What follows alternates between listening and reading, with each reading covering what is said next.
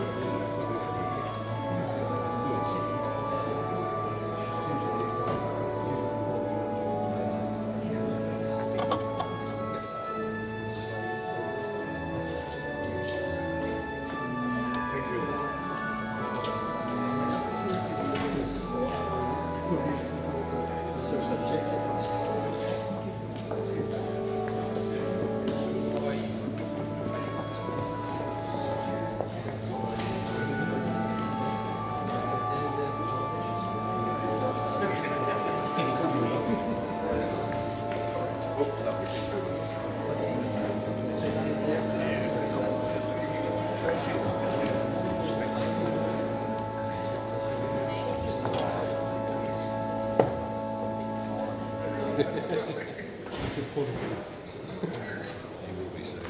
How are you? Good. I'm hoping I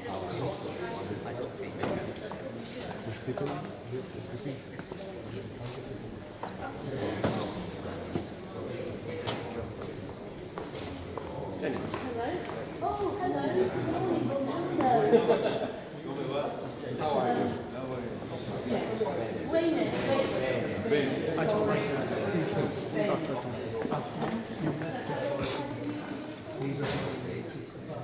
Lovely. Please come forward. Yeah.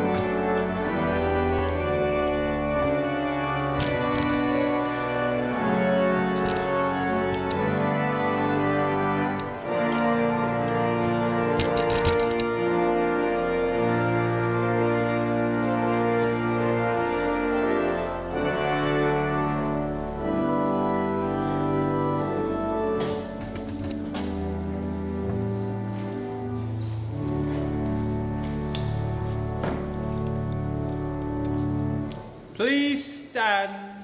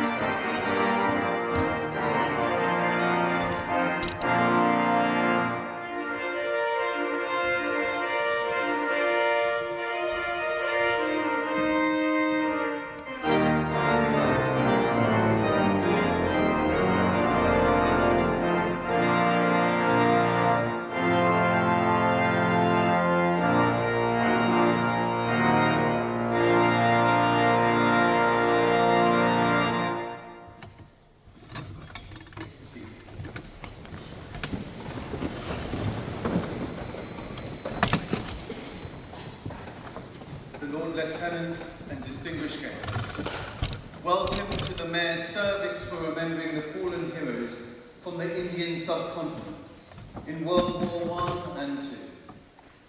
This service has been organised along with Great St Mary's Church, who are delighted to be hosting. We come together as diverse and gathered within the common purpose of honouring the fallen. The service today includes readings from a number of faith traditions. It also includes Christian prayer, offered as our gift and contribution, since that is what we do. People here are of diverse faith or none. Please receive the gift in the spirit that it is given, and join in your own way. Prayers will conclude with an Amen. Feel free to join in or not, as makes most sense to you.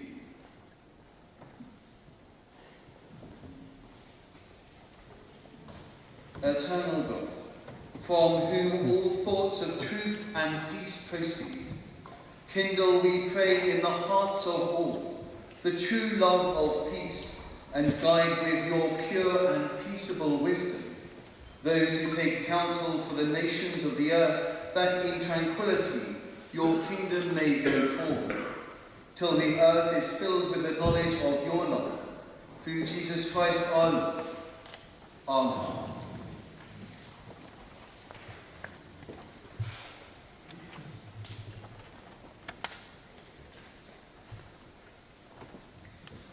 A reading from the book of the prophet Isaiah, the Old Testament's vision of global peace amongst all peoples and nations. In days to come, the mountain of the Lord's house shall be established as the highest of the mountains, and shall be raised above the hills. All nations shall stream to it. Many peoples shall come and say, "Come, let us go up to the mountain of the Lord, to the house of the God of Jacob, that he may teach us his ways, and that we may walk in his paths." For out of Zion shall go forth instruction and the word of the Lord from Jerusalem. He shall judge between the nations, and shall arbitrate for many peoples. They shall beat their swords into plowshares, and their spears into pruning hooks. Nation shall not lift up sword against nation, neither shall they learn war any more. That ends the reading.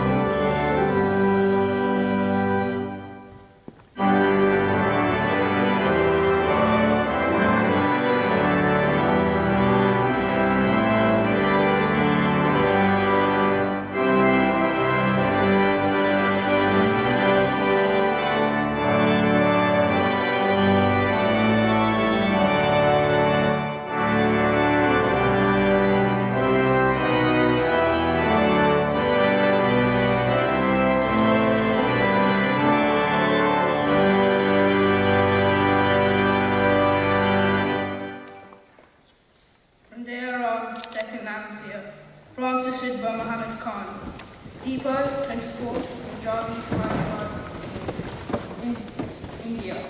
On the 18th of June, I went into the trenches and came back all safe on the 29th. The fight is very severe. The fire of bombs descends all night long, and the rain of machine guns never stop. I live in a dugout. They are splendidly built and have wire beds, and some places these underground rooms are large enough to contain many men at once. I saw one such place at the bottom of the hill, in which 3 full regiments could have lived, who sleeps, eats, and drinks underground. These trenches used to belong to the French, but now belong to us. I'm not up to date for your kindness, but God knows what will happen. There is a great discomfort in the trenches, and the lies swung on the men. The cavalry can't move about much in the winter, so they have an easy time. But in the warm weather, they're always moving about from one front to another.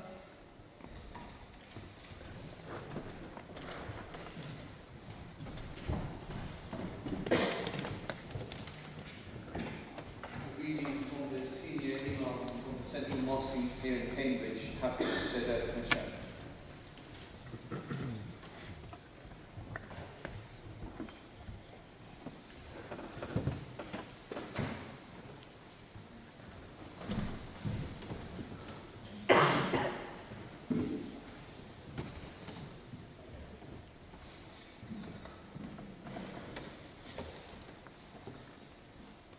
Lord Lieutenant, distinguished guests, Your Excellencies, ladies and gentlemen, please allow me to dedicate a few words of appreciation and prayer to the souls of Indian soldiers who made the ultimate sacrifice during World War I and II.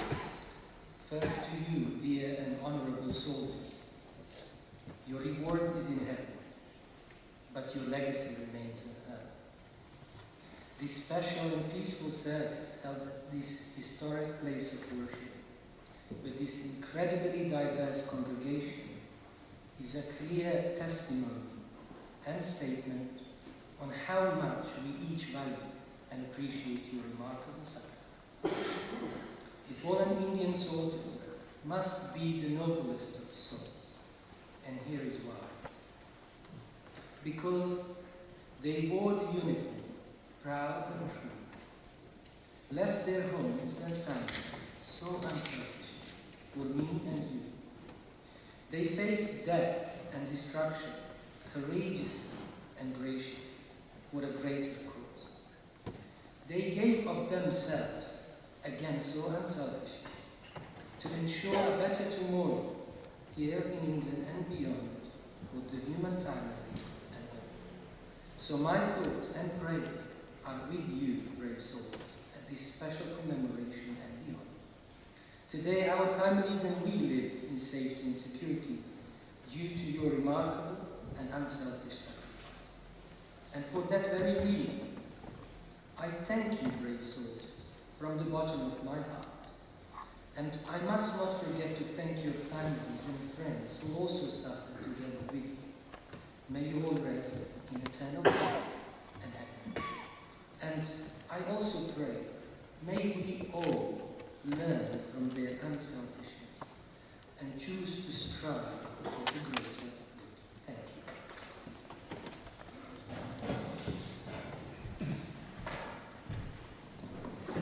A reading from the Hindu priest Prasad Joseph.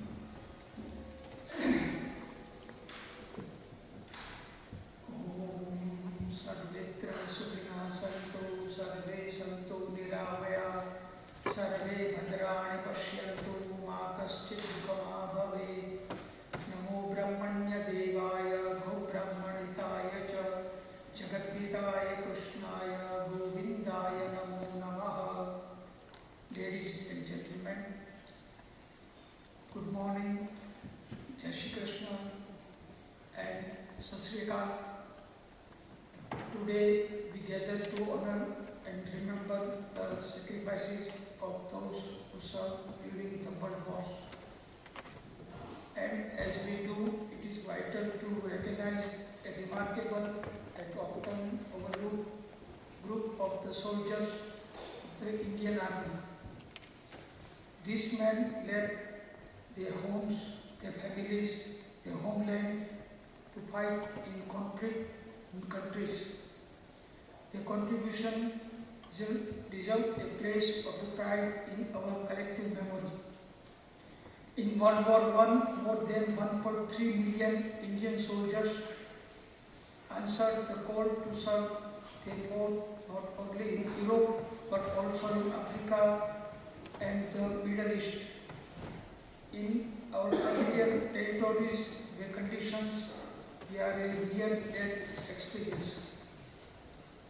By the end of the war, over 70,000 soldiers sacrificed their life. These soldiers hailing from different regions and communities within India were united in the commitment standing soldier to soldier with a life for justice. Their courage remains a powerful and imaginable testament to the strength and spirit. So today let us honor the sacrifices of the Indian Army's soldiers who served in the both of the world wars, but also commit to raising awareness to the next generation. These men who traveled from home, who gave everything for the greater cause and themselves. Ever be our memories and prayers. Together we can honor them, can remember and keep their legacies of sacrifices alive in our memories. May God rest their soul, rest in peace. Thank you and Om Shanti. Jai Shri Krishna.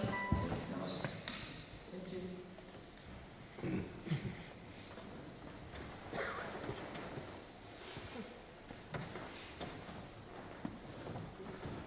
A reading from Bobby Singh Bansal from the Sikh community.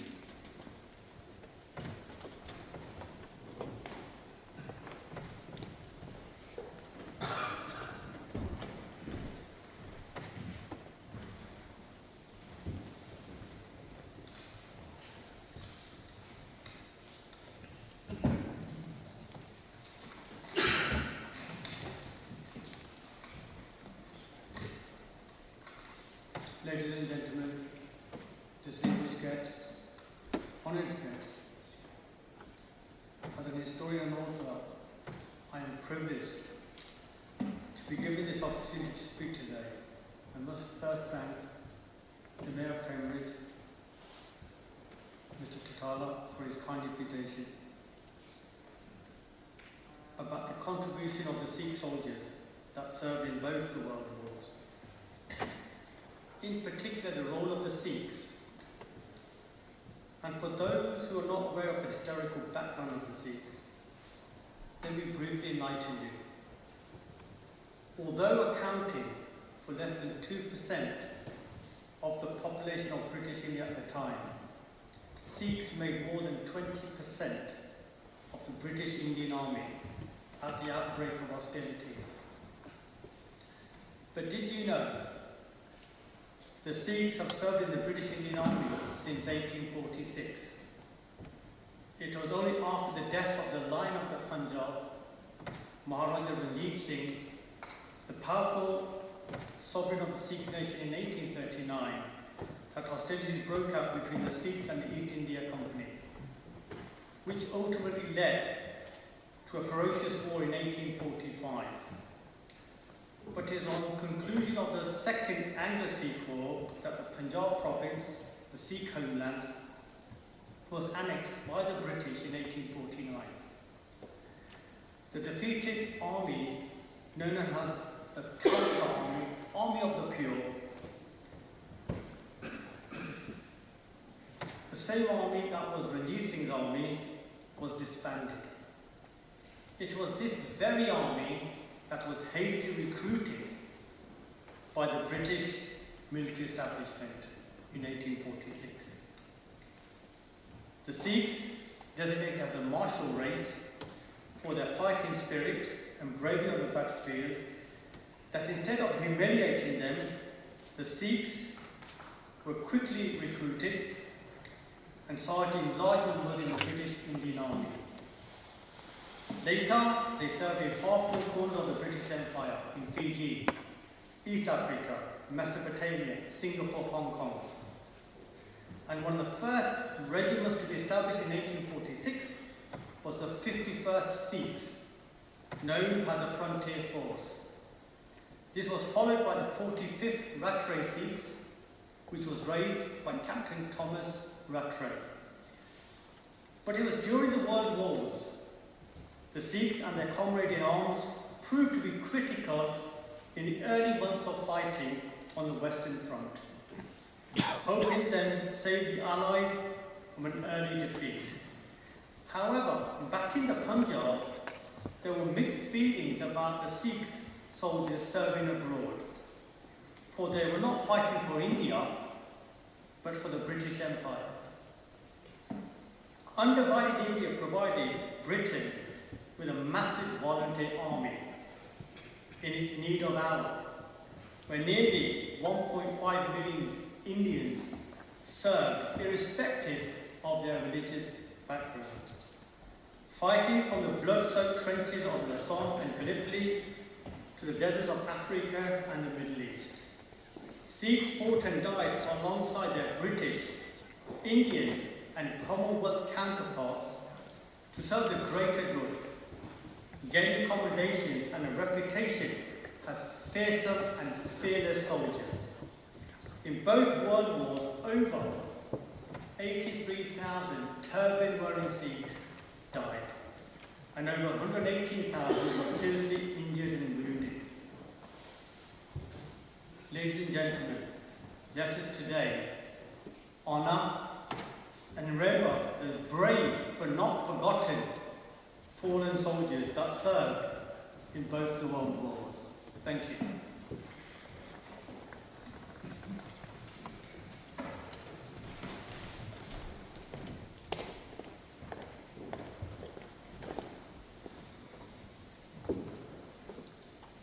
A reading from the Gospel according to St. John, chapter 15, where we hear of the sacrifice of many and how it connects to God's ultimate sacrifice for us.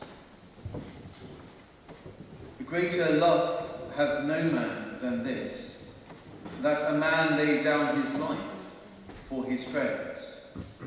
Ye are my friends, if ye do whatsoever I command you. Henceforth I call you not servants, for the servant knoweth not what his Lord doeth, but I have called you friends. For all things that I have heard of my Father I have made known unto you. Ye have not chosen me, but I have chosen you, and ordained you, that ye should go and bring forth fruit, and that your fruit should remain, that whatsoever ye shall ask of the Father in my name, he may give it to you. These things I command you, that ye love one another.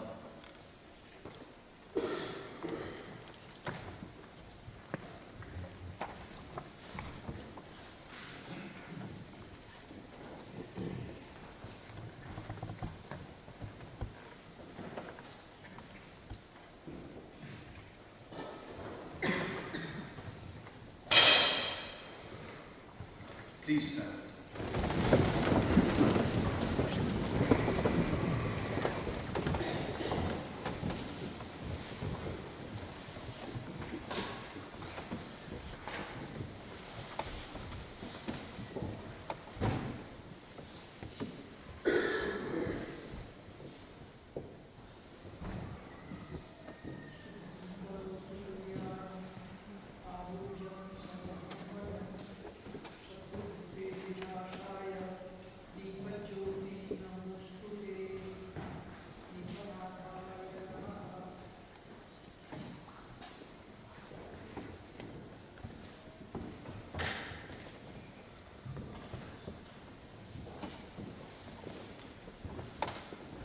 They shall grow not old, as we that are left grow old.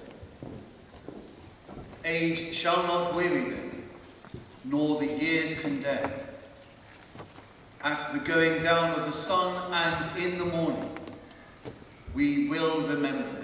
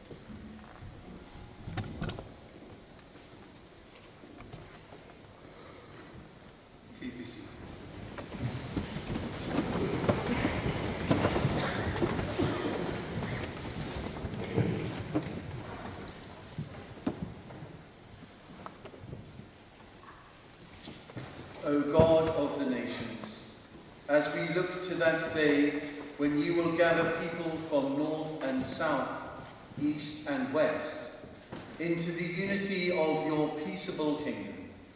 Guide with your just and gentle wisdom all who take counsel for the nations of the world, that all your people may spend their days in security, freedom and peace. Through Jesus Christ our Lord. Amen. And we say together, Our Father, who art in heaven, hallowed be thy name. Thy kingdom come, thy will be done, on earth as it is in heaven. Give us this day our daily bread, and forgive us our trespasses, as we forgive those who trespass against us. And lead us not into temptation, but deliver us from evil. For thine is the kingdom, the power and the glory, for ever and ever. Amen.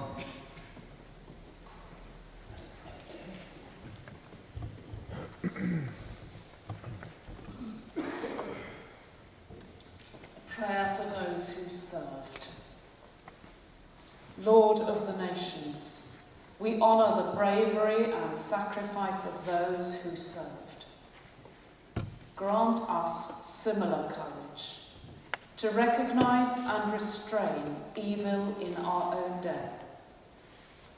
And may those who lead the nations of the world work together to defend human liberty, that we may live peaceably, one with another. This we ask in the name of the Prince of Peace, our Saviour, Jesus Christ. Amen.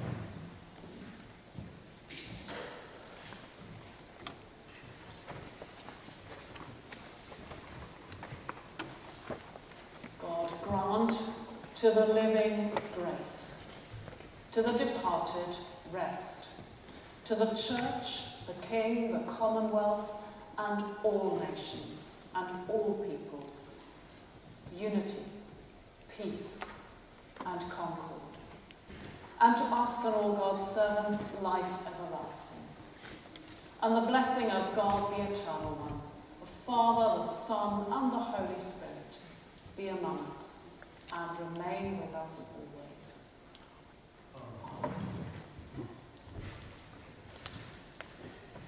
Amen.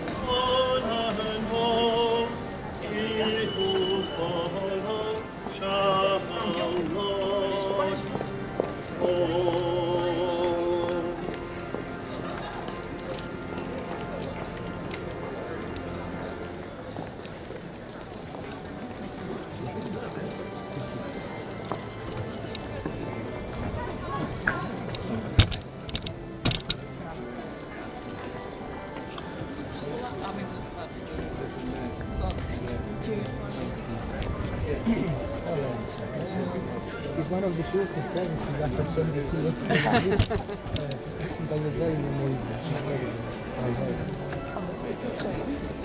Like, Yes, well done, Bobby. great to be after him.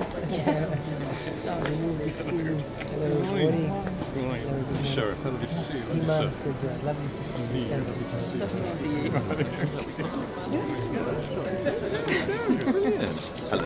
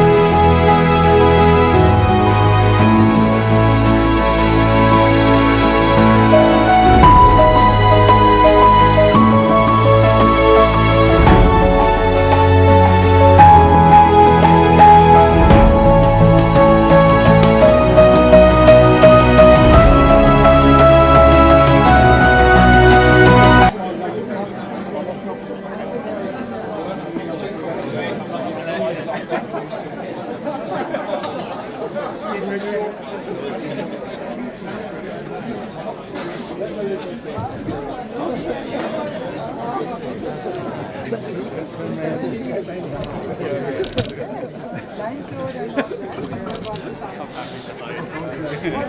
people take photographs, you can step behind the main sculpture, please. Step back. Step back. Thank you.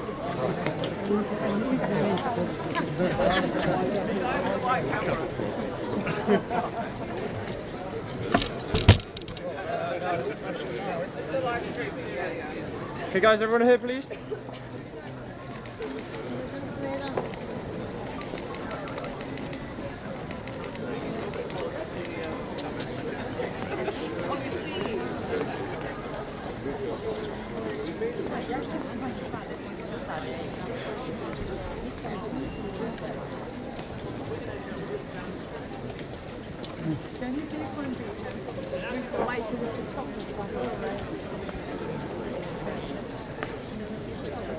Just 1 second, please.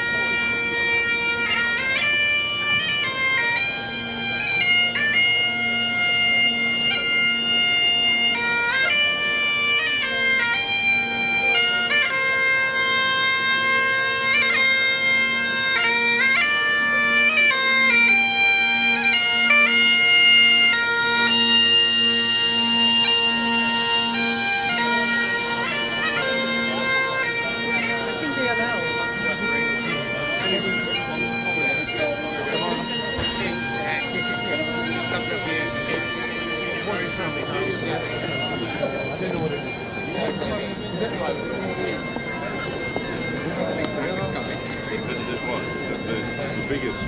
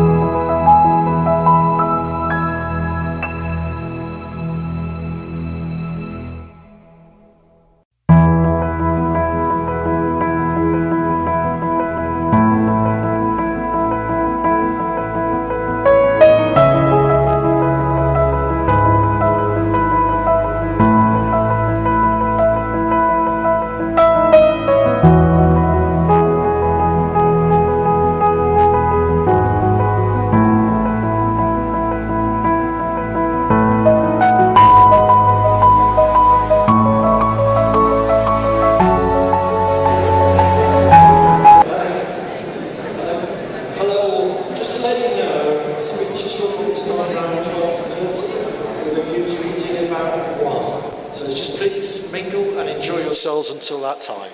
Thank you very much.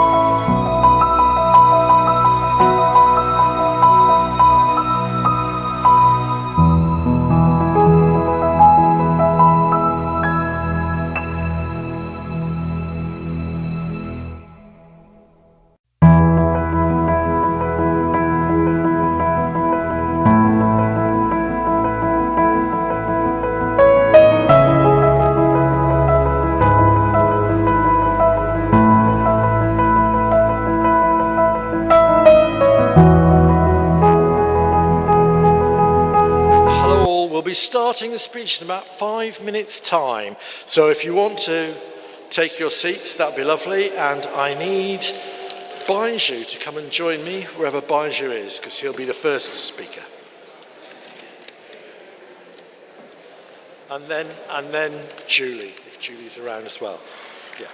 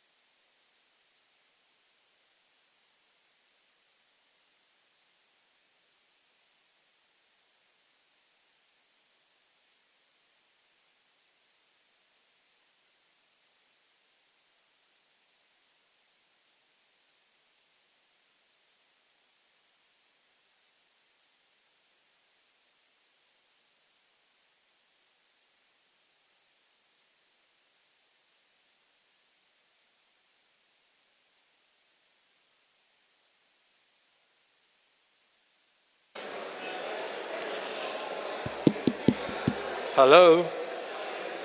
Hello, everybody. Can I ask you to take your seats, please? And we'll start the speeches. And obviously, the closer you could be to the stage, the better. That'd be fantastic. The food, I can tell you, is arrived. So that'll be getting prepared whilst we go through the speeches. Okay, if you could just make your way in and take a seat, and we'll start the speeches straight away.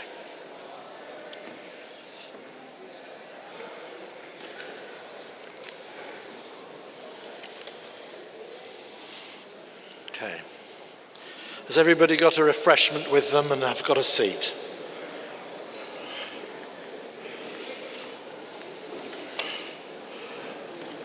Okay. Shall we kick off? I'd like to, first of all, my name's Mike Davey. I'm the leader of the City Council here in Cambridge, and it's a great honour to welcome all the guests that have come today, the Lord Lieutenant and Your Excellencies. Thank you so much for coming to Cambridge, and we look forward to hearing from you, a few words from you, over the course of the next half hour. The first speaker will be the Mayor, Baiju. And I'd like to just say thank you to Baiju. When he became the mayor back in May, it was a huge honour for us. Baiju's the first man of colour to be the mayor in the city. And the first thing he said to me was, what I want to do, Mike, is I want to commemorate the fallen army folk from India as early as I possibly can. And he asked at the stage if he could do it back at the first council meeting, but I said, no, let's see if we can get a proper event. And Baiju generously accepted that, and today is the upshot of that. So without any further ado, Baiju, who requires a great deal of compliment for all his work in making sure this happens today. Baiju.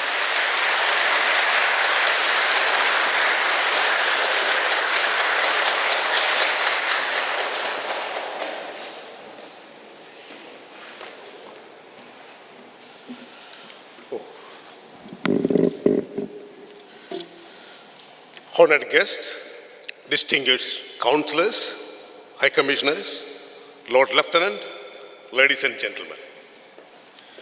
It's with deep respect and profound sense of gratitude that I welcome each of you here today to the Cambridge Guildhall. As we gather for the commemoration, we honour the courage and sacrifice of Indian soldiers who fought in both world wars. Individuals who have travelled far from their homeland, enduring unimaginable hardship on foreign soil, to secure the liberty that we cherish today. Esteemed guests, your presence enhances the significance of today's occasion as we come together to reflect upon and pay homage to these soldiers' valor and sacrifice.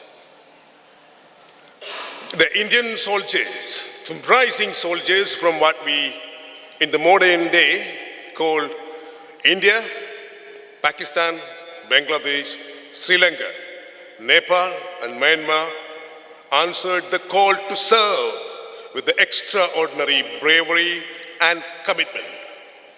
This army was unique in force. Volunteer contingent down from various religion, faith, and language, unified in their duty. These brave men represent diverse backgrounds, yet stood shoulder to shoulder in the battle, embodying the strength through diversity.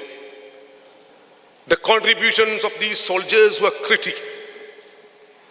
So much as the Field Marshal Cloud, the Commander-in-Chief of Indian Army from 1942, said the British couldn't have come through both wars if they hadn't had the Indian Army. Over 2.5 million Indian soldiers volunteered to serve in the British Indian Army by the end of World War II, a staggering increase from the initial 250,000. These volunteers, motivated by sense of duty, 130 Victoria Cross medals for act of bravery. And tragically, 87,000 Indian soldiers killed in the line of duty. We must also acknowledge the contribution of Indian women who serve with determination in the Women's Auxiliary Corps, which provided critical logistical support and clerical work. These women were over 11,500. Strong, they were pioneers who overcome social barriers, symbolizing a commitment to serve that truly crossed the boundaries. Today, monuments like in the Kohima War Cemetery in India, the Indian War Memorial in Italy, and the India Gate, New Delhi, stand as solemn reminders of these sacrifices. But it is our responsibility and our duty to pass forward these memories, to teach them, to ingrain them into collective heritage that we hold dear.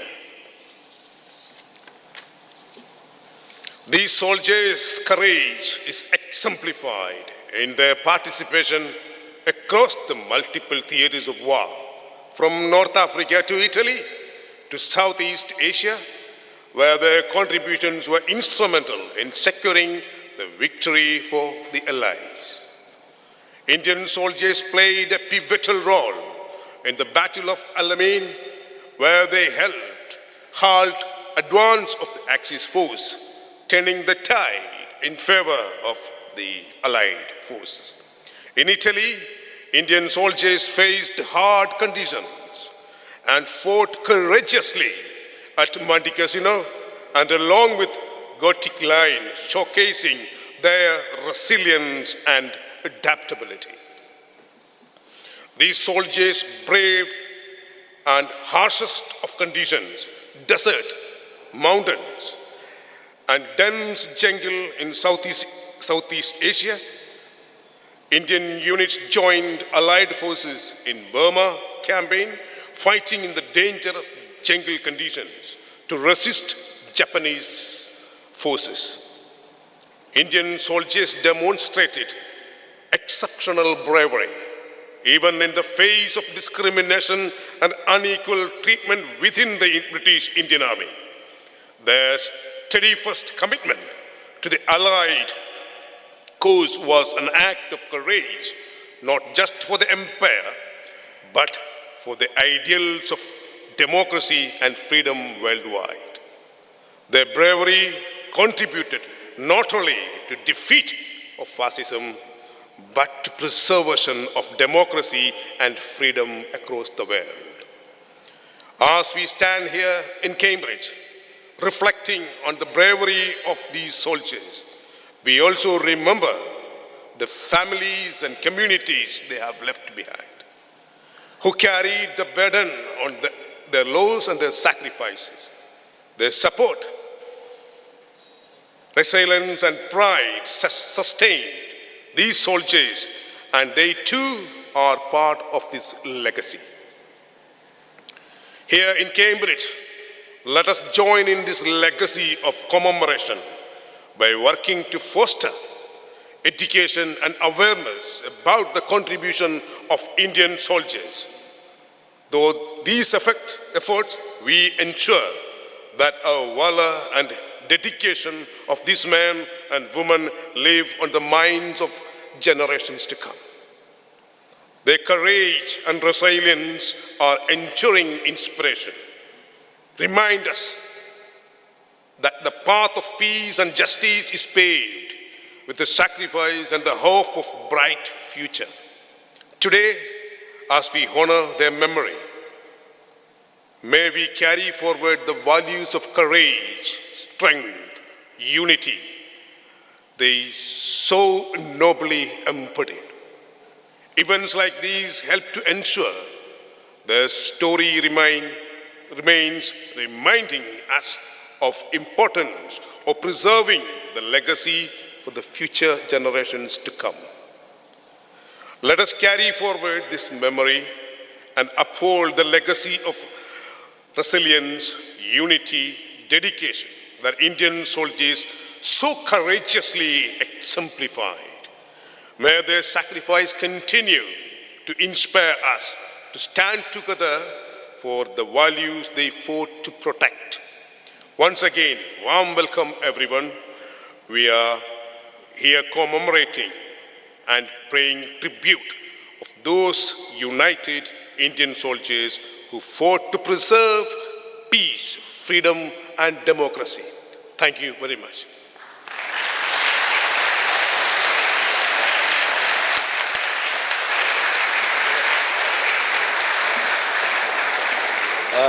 Can I now introduce the Lord Lieutenant Julie Spence? Julie.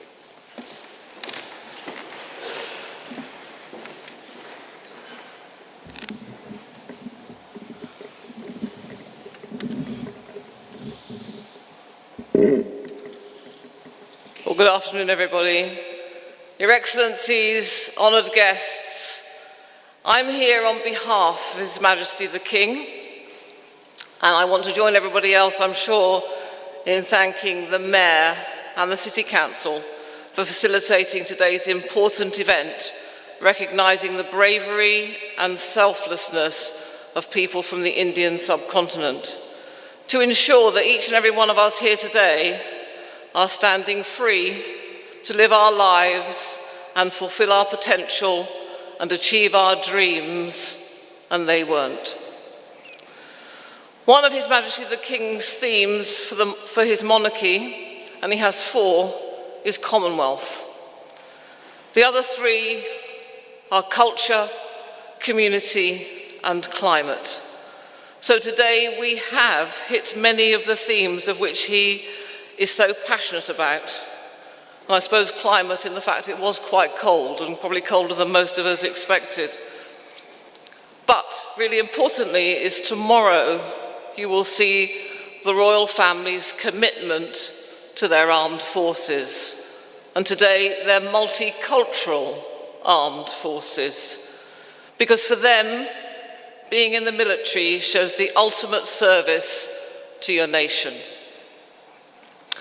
I just want to now go and just give you a cameo story about an Indian woman who served in our military. The poppy I'm wearing today, specially to remember women working in the world of secret specialist operations, i.e. they were spies. But many of you may or may not know that in the Second World War, the Geneva Convention had stated that women could not bear arms. But despite this, under a directive of Winston Churchill, from 1942, Special Operations Executive began recruiting women agents. Once they were positively vetted, they were recruited and transferred into an independent voluntary women's service called the First Aid Nursing Yeomanry as a cover for their real role in the Special Operations Executive.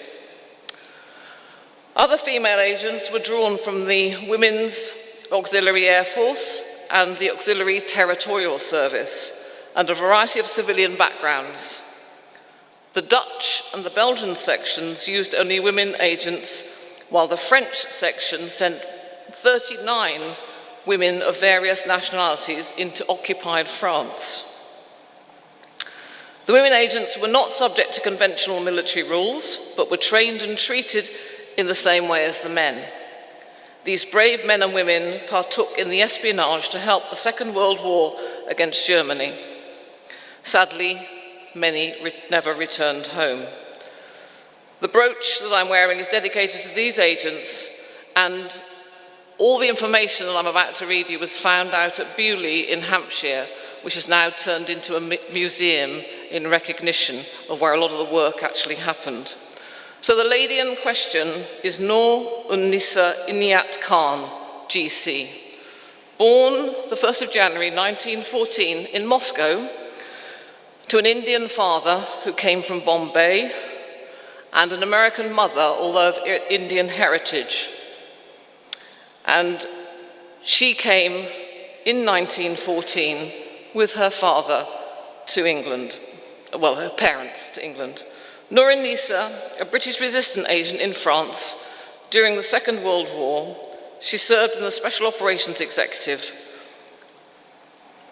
The role of the Special Operations Executive was to conduct espionage, sabotage, and reconnaissance in the countries occupied by the Axis powers, especially those occupied by Nazi Germany. Noor was recruited to the French section of the Special Operations Executive in early February 1943, after training at Wainborough Manor, Surrey, and then Aylesbury as a specialist wireless operator in occupied territory, and then on to Beaulieu. At Beaulieu, she learned escape and evasion, uniform recognition, communications, and cryptography. She also had further training in weaponry. She took part in practice missions, training her to be able to send transmissions back from France without being detected. Lastly, she was trained in interrogation, so she would be aware what life would be like if she was captured.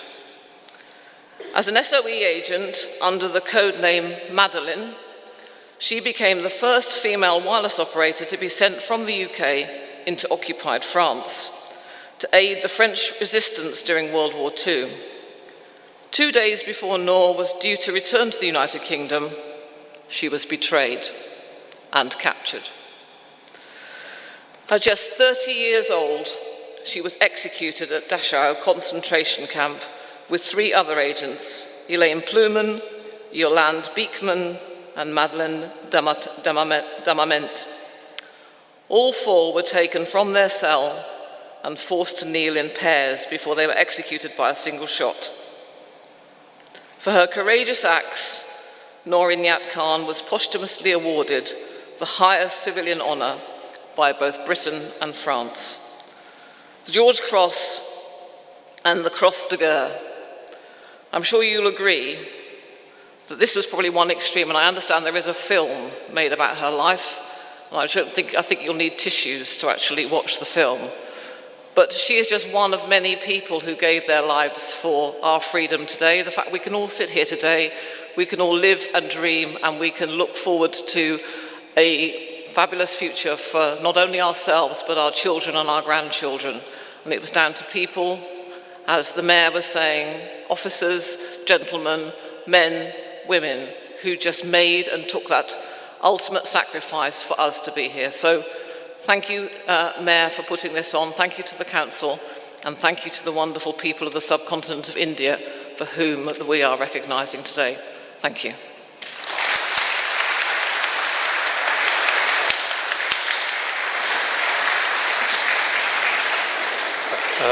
Thank you, Lord Lieutenant. Can I invite the Deputy High Commissioner from India to say a few words?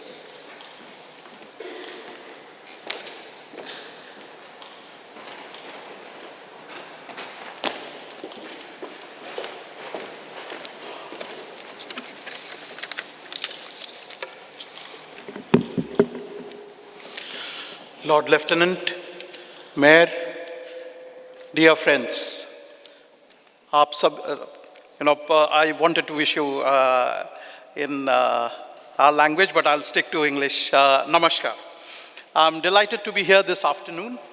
Special thanks to the Office of Mayor of Cambridge for organizing this event.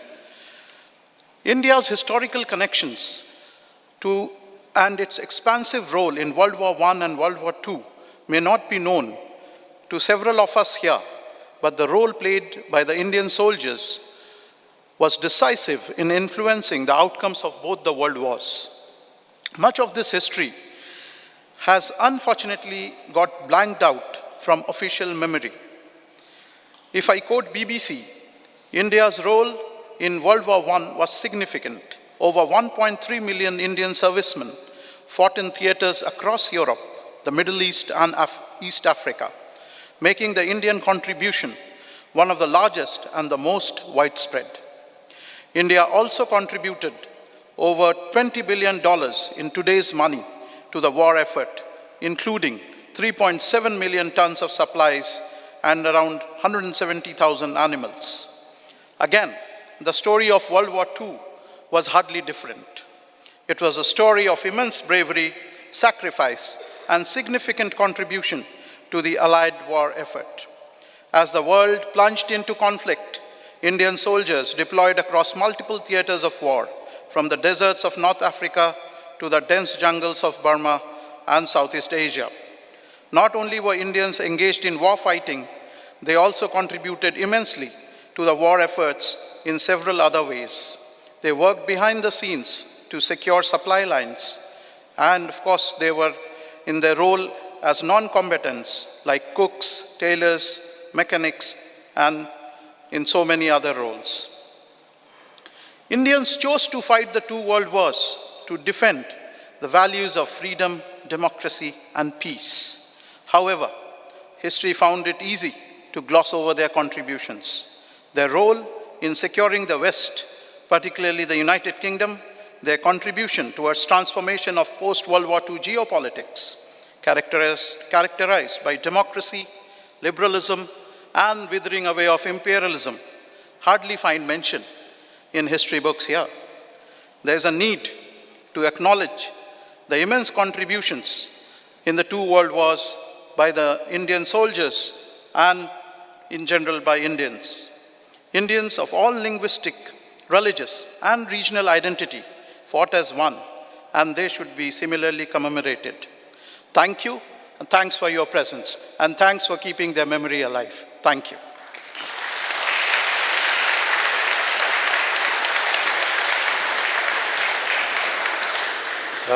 Thank you, Your Excellency. And now may I invite the Deputy Chief of Mission from Nepal, please, to come and speak.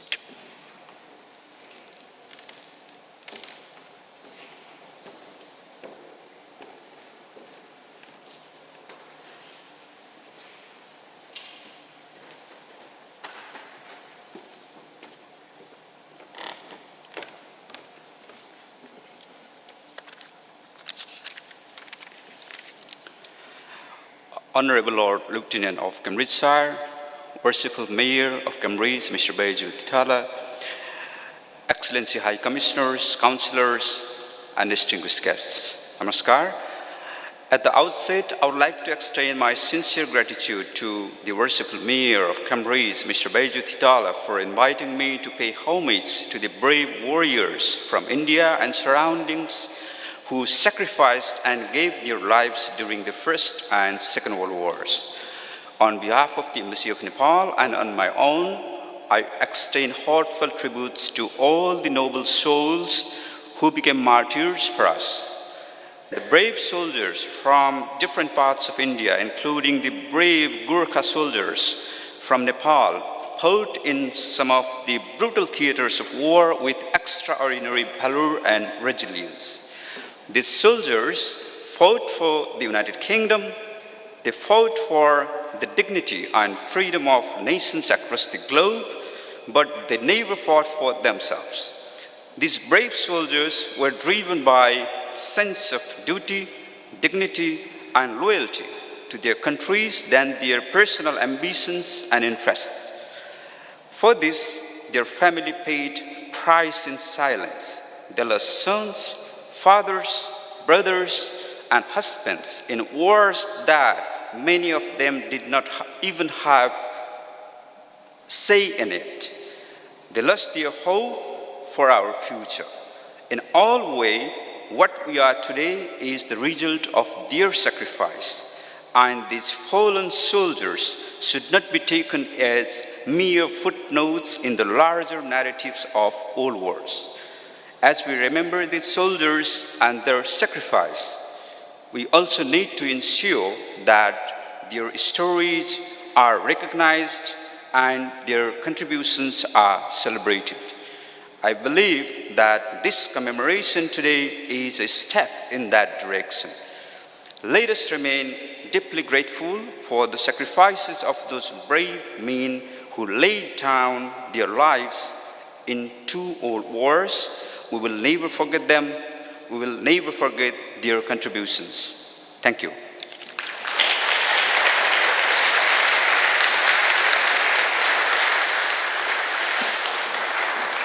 Thank you so much. I'm now going to invite the High Commissioner for the Republic of Zambia to come and speak. And can I just put on notice, representatives of the Bangladesh and Pakistan governments, if you do want to say a few words, if we could go after the High Commissioner from Zambia, that'd be great. But thank you.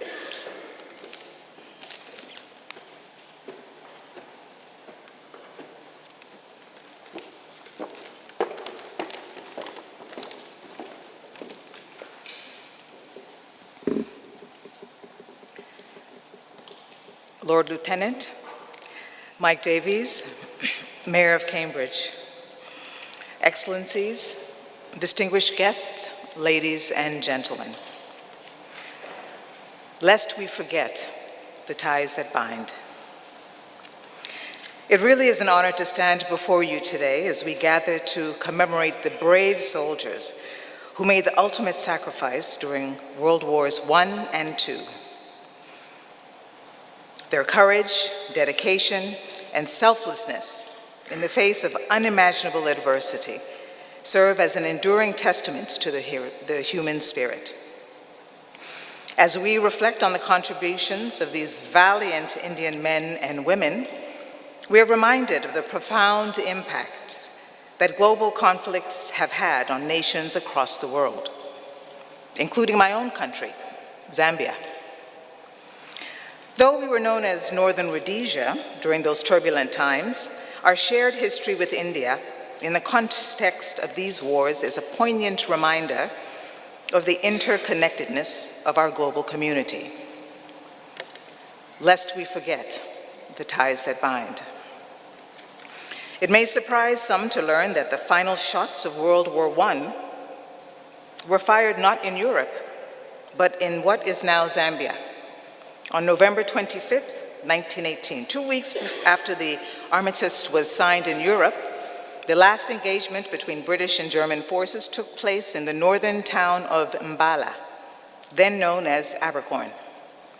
This little-known fact underscores the truly global nature of these conflicts and the far-reaching consequences they had on our lands and peoples far from the primary theaters of war. Like India, Zambia, which was again then Northern Rhodesia, was drawn into these conflicts as part of the British Empire.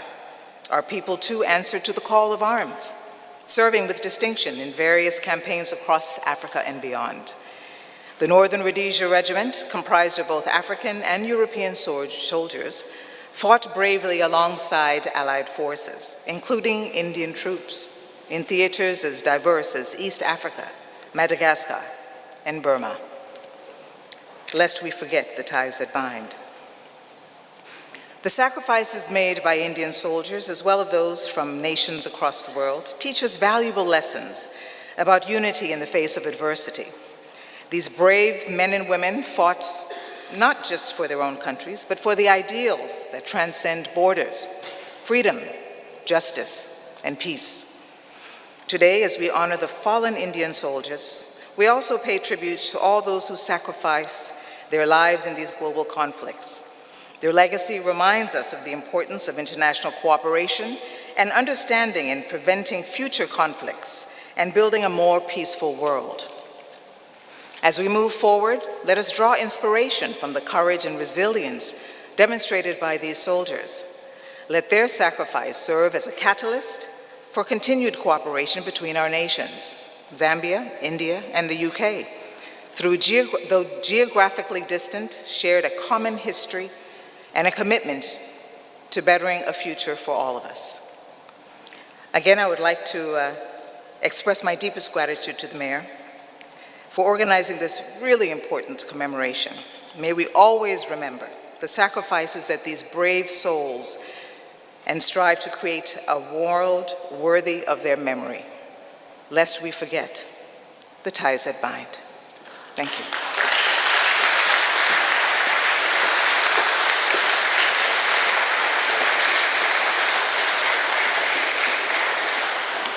Thank you so much. The representatives from the Pakistan Embassy, would you like to say a few words, or I leave this up to you? Because this is a surprise, but it'd be well. But I feel only right that you should, and equally, the gentleman from Bangladesh. So, but please.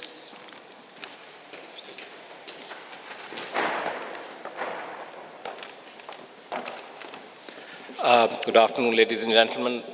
Lord Lieutenant, Mayor of Cambridge, thank you so much for organizing this. As you can see, I don't have prepared remarks, but I would echo my Indian colleague who said that this, the role of what is the Indian Army or Indian soldiers and officers who fought in the two world wars is unfortunately not been duly recognized. And so events like these are perhaps belated acknowledgement of their sacrifices and their valor in the fight for freedom. I come from a family, my grandfather and my great-grandfather both fought in the British Indian Army. My grandfather fought in Burma against the Japanese, and so I can speak perhaps of something of that experience. My grandfather, he passed away in 1994. When he passed away, he asked his son, my uncle, to write a letter to his commanding officer, his British commanding officer, to inform him of his death. And that the name of that officer, I still remember it even now, was Colonel Maurice Attenborough. And it amazed me that all these years later, my grandfather had still somehow managed to remain in touch with him, and he'd even made it a point to keep his address. And so my uncle wrote a letter to Colonel Attenborough informing him of his death. And of course, this is 94, there's no email back then, so the letter must have been sent by mail. And lo and behold, we got a reply about 2 months later, and he sent a condolence letter saying, I'm very sad to know that your father has passed away, and please pay my condolences to his widow and his family. So those are, I mean, the High Commissioner from Zambia, she talked about the ties that bind. So I think that's an example of the ties that bind. So thank you so much again for inviting us and for commemorating the sacrifices made by soldiers and their families who fought for freedom and against fascism. Thank you so much.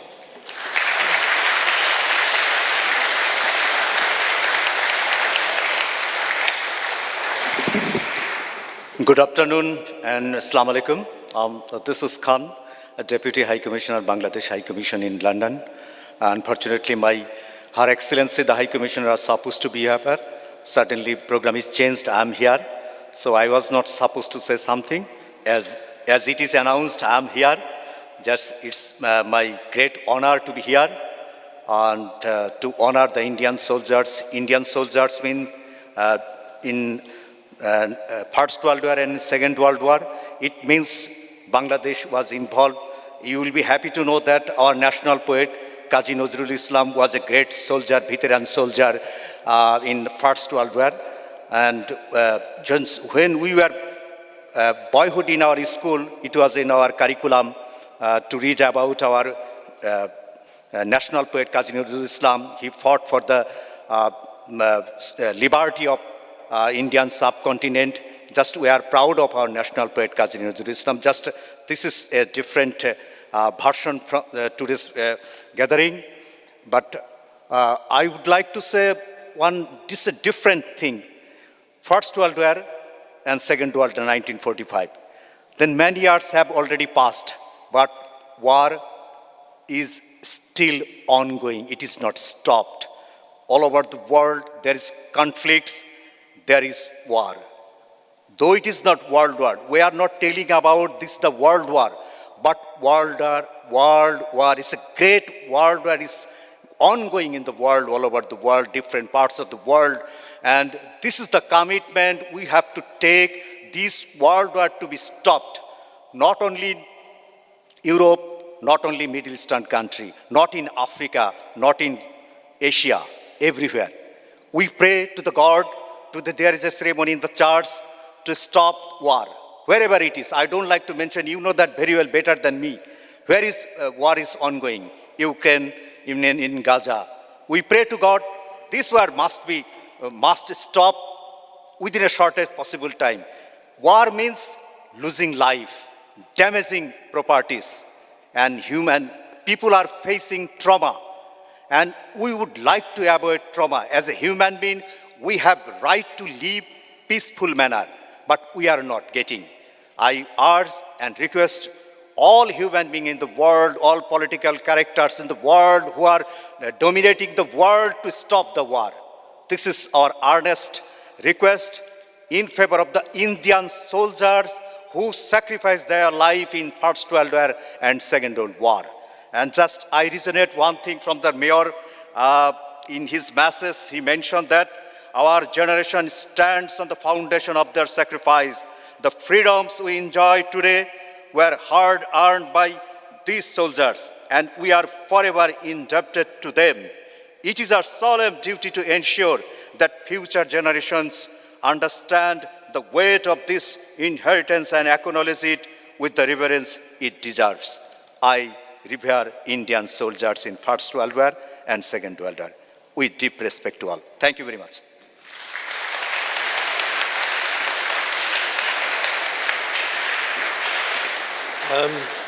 There will be more speeches after dinner, but before to conclude, I'm going to ask Lewis Herbert, who was the ex-leader of the council, to come and say a few words before we break for food, and then we'll hear after lunch from our Italian colleagues and from Mill Road, if that's okay. Lewis. I will be very brief. I've only got about 3 points that haven't perhaps been made.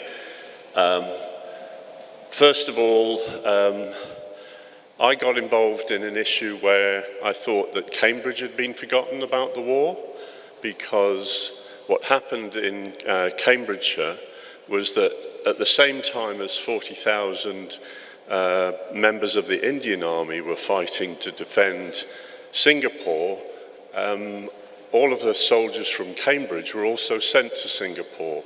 And it was a cruel act because the British were in no position to defend, and so, 40,000 Indian soldiers were captured, and 12,000 of them died in captivity, and they were alongside a lot of soldiers from Cambridgeshire. So one of the things that we did 15 years ago was actually to start remembering that soldiers from Cambridgeshire had largely been prisoners of the Japanese, along with Indian soldiers, and in the front of the Guildhall we put up a plaque. And it was the case that where the Indian soldiers were fighting in Kohima and through Burma to defend the empire, they were forgotten. They called them the Forgotten Army. So I think everybody who remembers war, and it is right that so much thought has been put in by so many people, including this very wonderful testament to what happened, that we remember them all. A second memory, briefly, is that Mahatma Gandhi volunteered in the Boer War.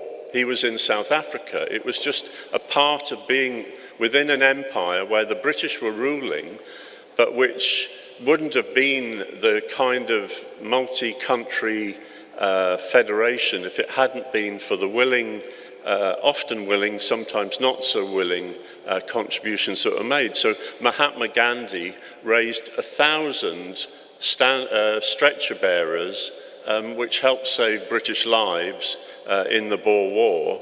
And it was just part of what happened. So I was so glad to hear the last speaker say that peace is the way forward, not war. And we just remember, as the Mayor Beju has so ably done, that Indians who fought have not been paid proper tribute. And their children and their grandchildren rightly should know that the celebrations that we have, which were invented in 1920 and have been following a very similar pattern, should really be rethought. And I hope that one of the things that happens as a result of this initiative is that this weekend, when we remember people who died in so many wars, that in future it's far more inclusive. Thank you.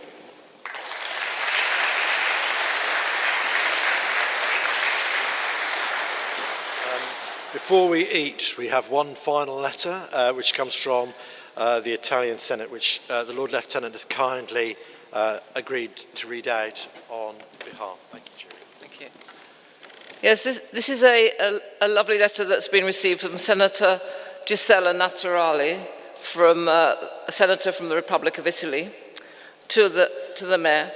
I'm writing to extend my heartfelt greetings following our recent meeting in Italy and to express my profound gratitude for the dedication you and your community demonstrate toward peace, intercultural solidarity and historical remembrance. Our discussions during the event on women's emancipation in Ossara di Puglia, Italy, on Saturday, August the 10th, with the esteemed presence of designer and activist Ms. Sonia Gunani, were both insightful and inspiring. It was a privilege to connect over our shared commitment to advancing human rights and honouring the sacrifices of those who paved the way for our modern freedoms today. Moda de Paz, celebrating cultural exchange and peace, provided a meaningful occasion to recognise the enduring bond between Italy and India and the invaluable contributions of the British Indian Army. The gathering in Orsa di Puglia brought together distinguished leaders from both Italy and India, reflecting a unity of purpose and deep respect for our shared history. I was deeply moved by the stories of the brave soldiers from the British Indian Army whose courage and sacrifices were critical in securing the freedoms we cherish. These men, drawn from diverse backgrounds across the Indian subcontinent, embodied unity and strength through diversity. Field Marshal Claude Auchinleck's words ring true to this day. Their contributions were indispensable to the Allied victory in both world wars. In Italy, the legacy of these soldiers endures not only in our history books, but in our very soil, where many of them now rest. Their presence serves as a powerful reminder of the shared struggles that unite our histories and of the enduring values of resilience, courage, and peace. I especially commend your dedication to preserving the memory of these soldiers and your commitment to fostering intercultural relationships within Cambridge. As Cambridge honours these heroes, we in Italy commemorate them as well, and as such, as during our recent Day of National Unity and Armed Forces celebration in Torre Magorio on October the 4th. I do apologise for my pronunciations. I'm sure our Italian colleagues could do it far better than me, but I am trying my best. These memorials not only honour bravery, but also serve as enduring symbols of resilience and unity, inspiring future generations to uphold these values. May peace and liberty always be the lighthouse that guides us. As Vice President of the Committee on Industry, Trade, Tourism and Agriculture and an advocate for human rights, I am committed to supporting initiatives that foster international friendship, cultural exchange and unity. The connection between Cambridge and Italy aligns with our ongoing efforts to build strong international relationships which foster understanding and celebrate our rich diversity. Together, I am confident that we can foster initiatives that celebrate our shared values and heritage, keeping alive the memory of those who sacrificed for our liberty and future. Please accept my sincerest appreciation for your leadership and vision. May our partnership continue to inspire peace and understanding and cooperation between our communities. I look forward to exploring additional ways to collaborate on initiatives that strengthen our communities and honour our shared history. I would be delighted to welcome you again in Italy for future events that celebrate our shared history and values. May our collaboration continue to demonstrate that our commitment to peace, human rights and historical remembrance remains a powerful force for unity and understanding in an interconnected world. With warmest regards and best wishes for success in all your endeavours, Senator Gisella Naturali, Senator from Italy. I'm sure you'll agree the words, if even the pronunciation was a little awry, are absolutely spot on and sum up today perfectly. So thank you very much. Thank you.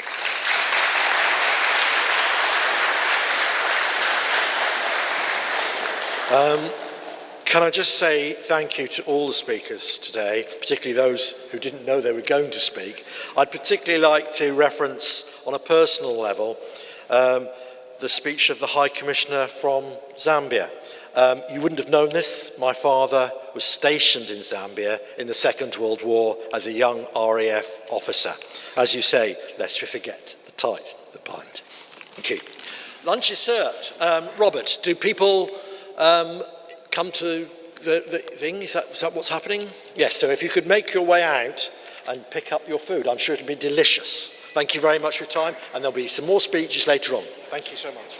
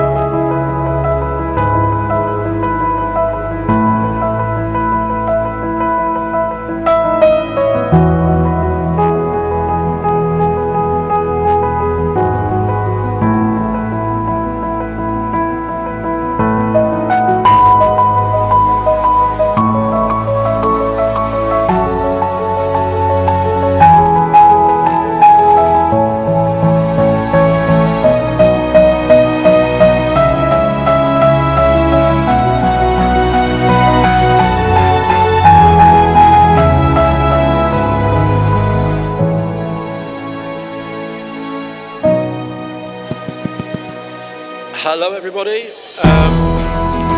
Could you take your seats, please? We're going to come now to try and see if we can finish before 3, which is when we're asked to leave by. And so we're going to have some more speeches now. So if you could take your seats, that would be fabulous. And you will have time to chat afterwards, I'm sure, either here or in the street. But if people are ready? Yep, okay. Shani, please.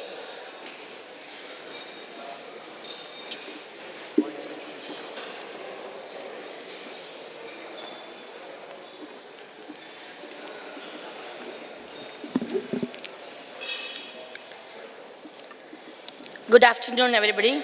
My name is Shainu. I'm the president of Overseas Indian Cultural Congress. I'm from Manchester. Respected guests, ladies and gentlemen, today we come together to honor the often overlooked contribution of Indian soldiers in both World Wars I and II. I wonder, despite their what roles on the front lines and incredible soldiers, these brave men did not receive the recognition they deserved. During the First World War, approximately 1.5 million Indian soldiers fought courageously, with 62,000 losing their lives and 67,000 more sustaining injuries. In the Second World War, over 2.5 million Indian soldiers once again took on crucial roles, providing invaluable support that helped Britain and its allies continue their fight against advancing forces. Indian troops were deployed across major battlefields worldwide, and sadly, more than 87,000 soldiers gave their lives during this period. Beyond manpower, India's material support, including weapons, steel, wood, and food, played a pivotal role in the war efforts. Their resilience and bravery in crucial battles contributed to the victories of the Allied forces, and yet their sacrifices have been largely forgotten by history. Today's event, organized by the Cambridge Council, is not only an opportunity to pay tribute to these soldiers, but also a chance to bring greater awareness to their indispensable role in the world history. It is heartening to see the Council, where the leadership of our Right Honorable Mayor, Councillor Bajit Titala, taking this important step as acknowledged their contributions.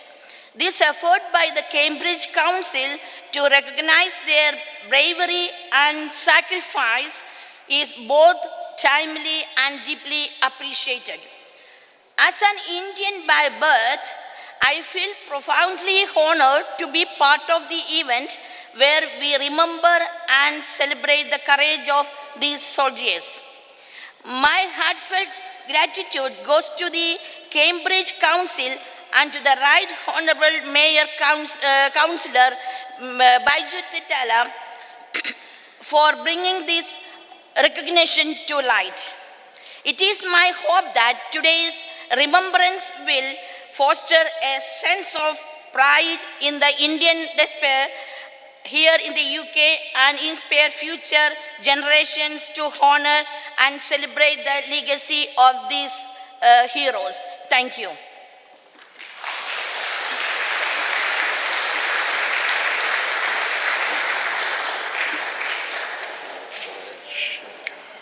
And now can I introduce from the Caroline High Court, Mr. Jayashankar.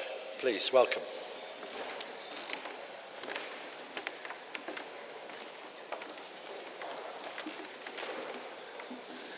Good Good afternoon. I am Jayashankar, a lawyer and a political analyst from Kerala, India. Ladies and gentlemen, the intricate depths and terrain of memory cannot be fathomed or measured. It is neither naive nor innocent. The memory of millions of Indian soldiers who fought and thousands who laid down their lives in the two world wars is tied up with the colonial past, the nationalist inspirations, the menace of fascism around the corner, and many more complex factors. The fallen soldiers lie across the world, scattered across world war cemeteries or unburied anonymity. Some of them are listed or numbered in memorials, museum archives. Some appear nowhere. Undivided India, including various princely states, formed part of British Empire when the First World War broke out in 1914. Naturally, the British Indian Army was also engaged in various theatres of war in Asia, Africa and Europe. All political parties in India supported His Majesty's government in the war efforts and encouraged able-bodied men to join army. Indian soldiers fought gallantly in France, the Middle East, Africa and Gallipoli, facing harsh trench warfare conditions, exposure to gas attacks and brutal winter weather. Cultural and language barriers also added to their difficulties. Despite the above, they demonstrated extraordinary bravery and resilience.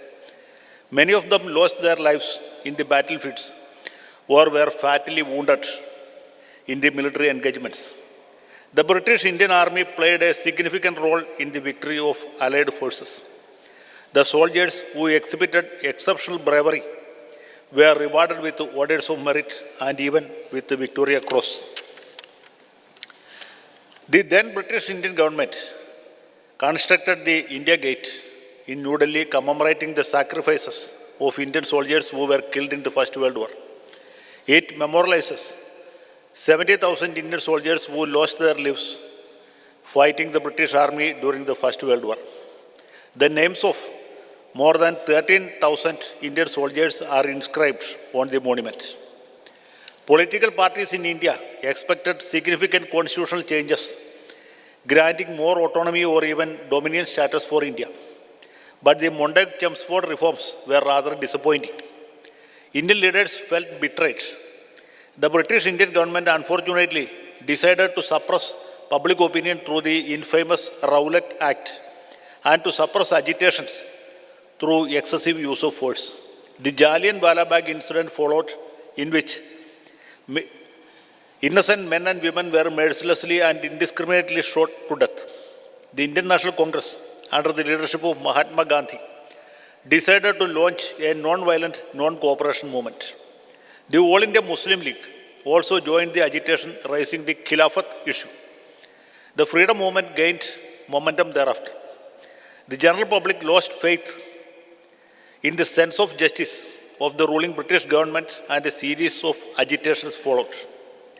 Provincial autonomy was granted by the Government of India Act passed by the British Parliament in 1935. Elections were held in 1937, and the Indian National Congress formed ministries in most of the provinces.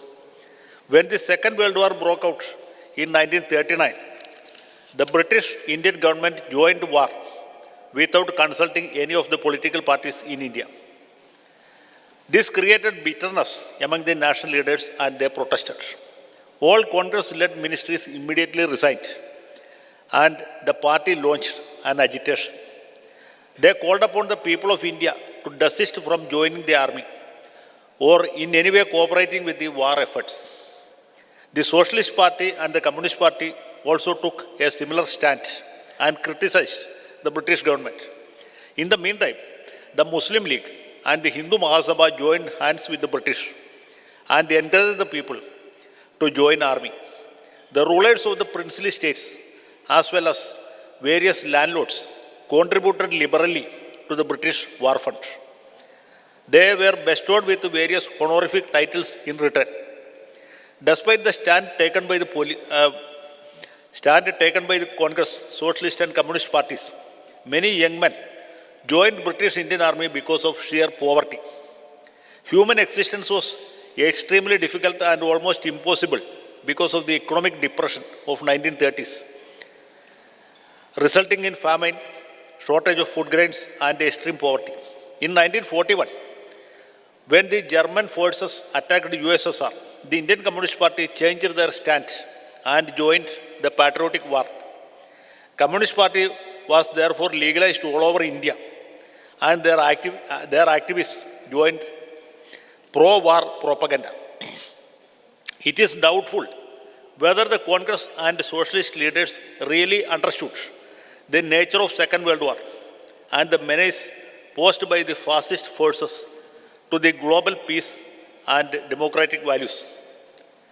During 1930s and early 1940s, many of our national leaders secretly admired Mussolini and were influenced by the ultra-nationalism propounded by the fascist party. Subhash Chandra Bose, a national icon of those days, openly joined hands with Germany and imperialist Japan so as to reorganize the Indian National Army to fight against the British forces.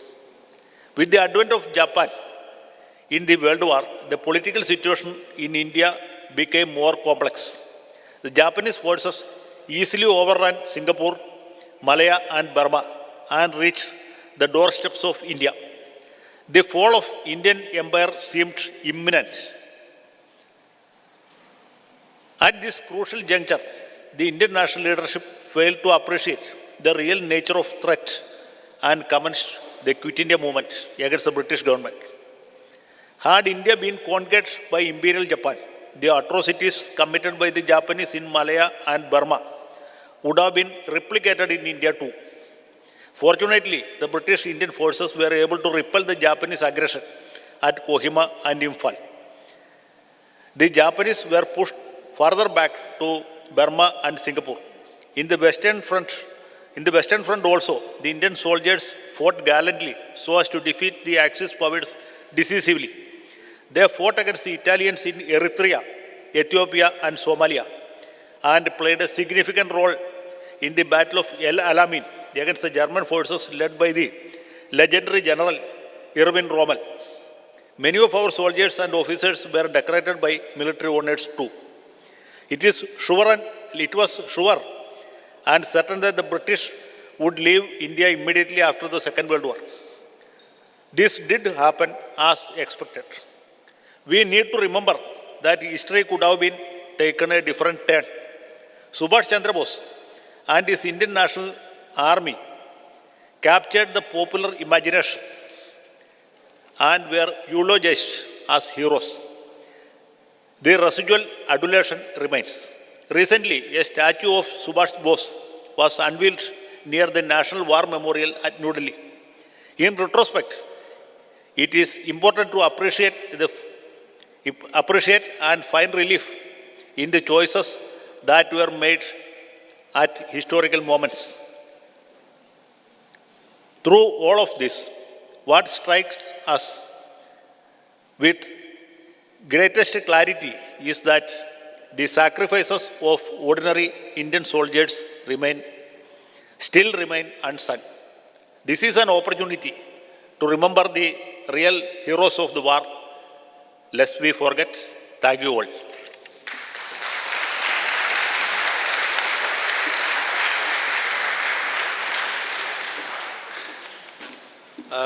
Shahida, you have to make the long walk, I'm afraid.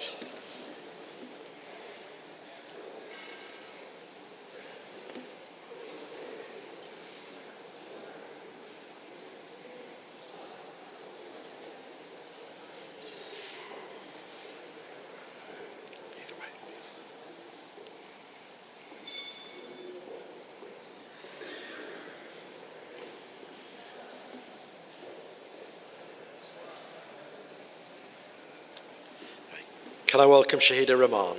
Shahida.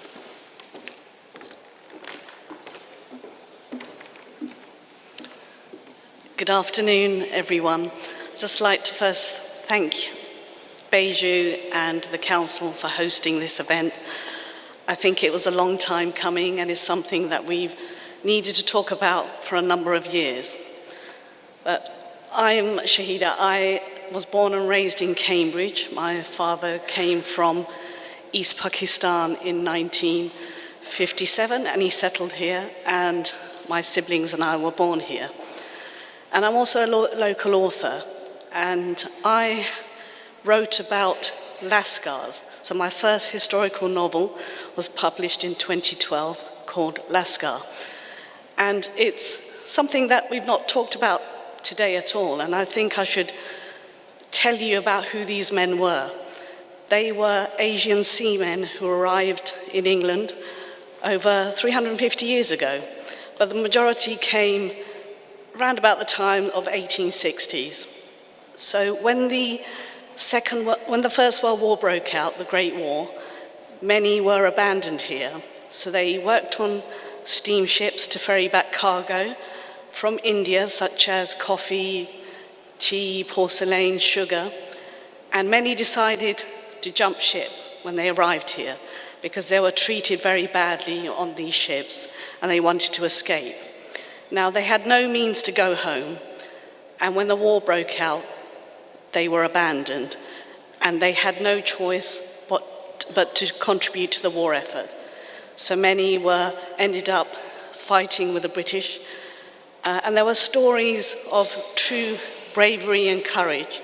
There's just one story I'd like to tell you about, where in around about 1960, there was a ship that they were on, and it was torpedoed by the Germans.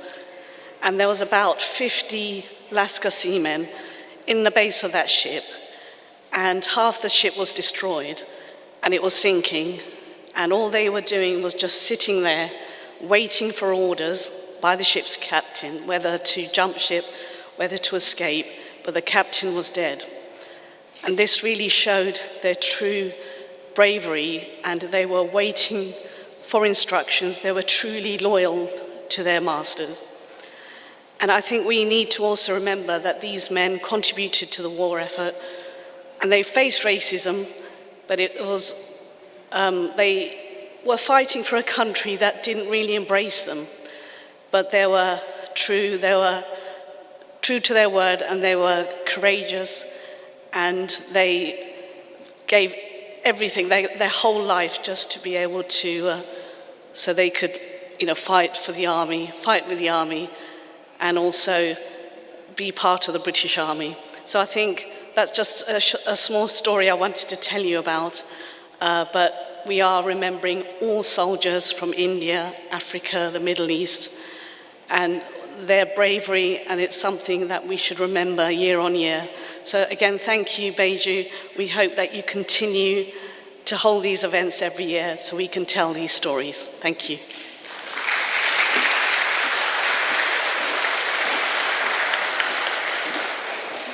Thank you so much. There's a real reminder for us, we mustn't let this go. This mustn't be a one-off. Thank you, Shahida. And to conclude this afternoon, can I invite Pasquale, Piero and Abdul to come to the stage.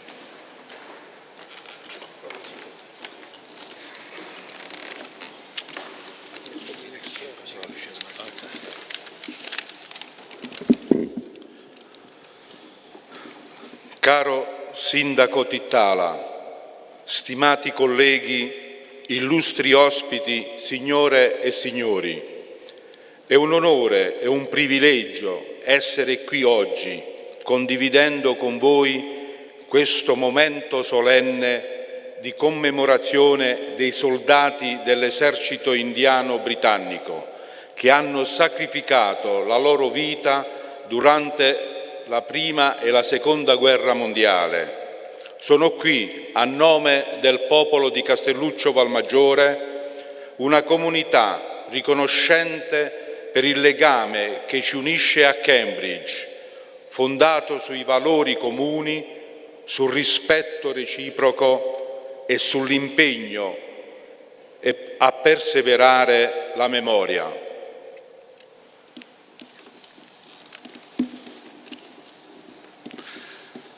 Dear Mayor Beiju, esteemed colleagues, distinguished guests, ladies and gentlemen, it is both an honour and a privilege to stand before you today, sharing this solemn moment of commemoration for the soldiers of the British Indian Army, who gave their lives during the First and Second World Wars. I'm here on behalf of the people of Castella Lusa for Magora, a community grateful for the bond we share with Cambridge and based on mutual respect, shared values and a commitment to honouring history. Oggi, mentre onoriamo questi soldati, riflettiamo sull'incredibile portata del loro contributo. L'esercito indiano britannico, composto da soldati provenienti da quelli che oggi sono l'India, il Pakistan, il Bangladesh, lo Sri Lanka, il Nepal, il Myanmar, rispose alla chiamata con straordinario coraggio e dedizione. Durante la Prima Guerra Mondiale 1,5 milioni di soldati di queste terre si levarono a difesa della libertà.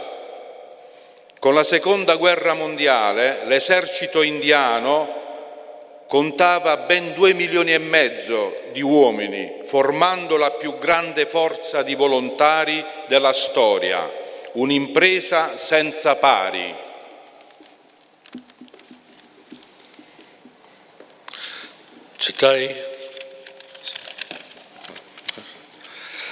Today, as we honour those soldiers, we reflect upon the incredible scale of their contribution. The British Army, Indian Army, comprising soldiers from what are today the nations India, Pakistan, Bangladesh, Sri Lanka, Nepal, Myanmar, answered the call to serve an extremely brave commitment.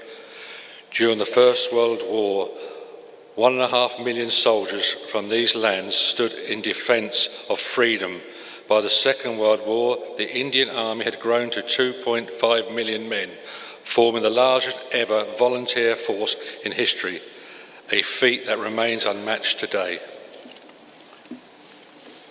Il comandante in capo dell'esercito indiano dal 1942, il feldmaresciallo Sir Claude Auchinleck, riconobbe l'indispensabile ruolo di questi soldati, affermando che la Gran Bretagna non avrebbe potuto vincere entrambe le guerre mondiali senza il contributo dell'esercito indiano.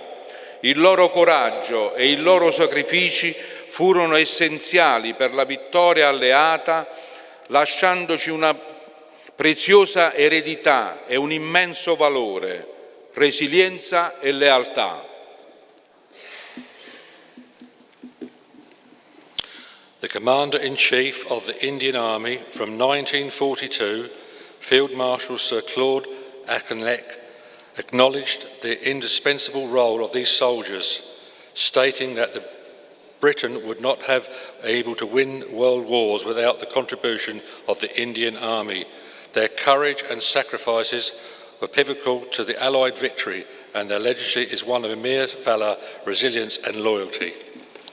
In Italia il ricordo di questi soldati vive non solo nei libri di storia, ma nella nostra stessa terra, dove molti di loro ora riposano.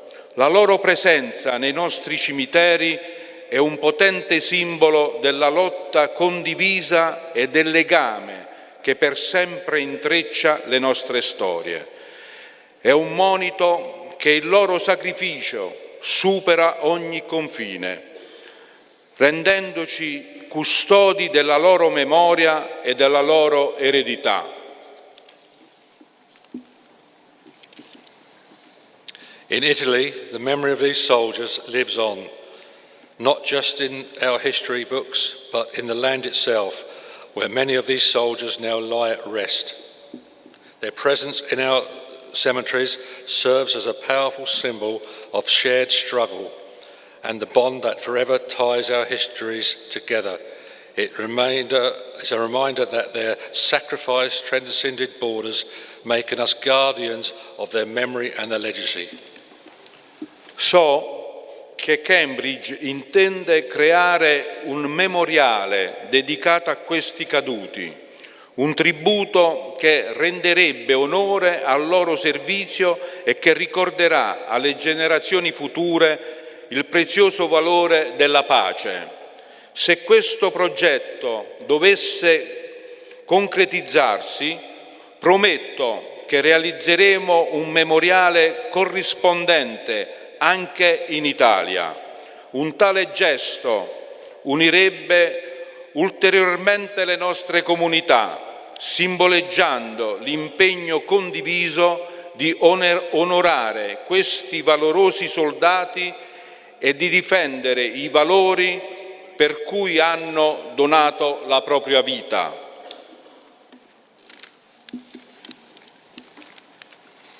I am aware that Cambridge intends to create a memorial dedicated to those fallen soldiers, a tribute that would honour their service and remind future generations of the high cost of peace. If this vision becomes a reality, I pledge that we will create a correspondence memorial in Italy. Such a gesture would further unite our communities, symbolising a shared commitment to remember those brave souls and to uphold the values for which they gave their lives. Questa commemorazione è quindi più di un semplice ricordo del passato, è un omaggio all'unità e alla solidarietà tra i popoli, un insegnamento eterno che ci guida mentre costruiamo un mondo di pace e comprensione. L'amicizia tra Castelluccio Valmaggiore e Cambridge incarna questi valori. La nostra collaborazione è un ponte che ci unisce attraverso il tempo, la cultura e le nostre comunità.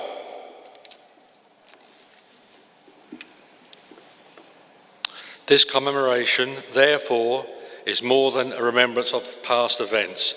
It is a tribute to the unity and solidarity between nations and people, a timeless lesson that guides us to build a more peaceful, understanding world. The friendship between Cambridge and Castelluccio Valmaggiore and Cambridge reflects those values. Our partnership acts as a bridge, connecting us across time, culture and community. Attraverso questo legame abbiamo intrapreso un cammino di scambi culturali, rispetto reciproco e umanità condivisa. Sono fiducioso che insieme potremo continuare a realizzare iniziative che onorano i nostri valori comuni e celebrano i nostri patrimoni condivisi, proprio come facciamo oggi, ricordando questi valorosi soldati. In chiusura, porgo i miei più sentiti ringraziamenti al sindaco di Cambridge e a tutti coloro che hanno reso possibile questa commemorazione. Possa il ricordo di questi eroi ispirarci tutti a lottare per un mondo di pace, unità e cooperazione. Grazie.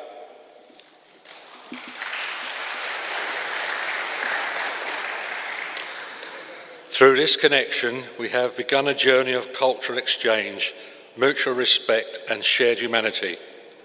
I am confident that together we will continue to foster initiatives that honour our common values and celebrate our shared heritage, just as we do today by remembering those brave soldiers. In closing, I extend my deepest gratitude to the Mayor of Cambridge and everyone who has made the commemoration possible. May the memory of these heroes inspire each of us to strive through peace, unity and cooperation. Thank you.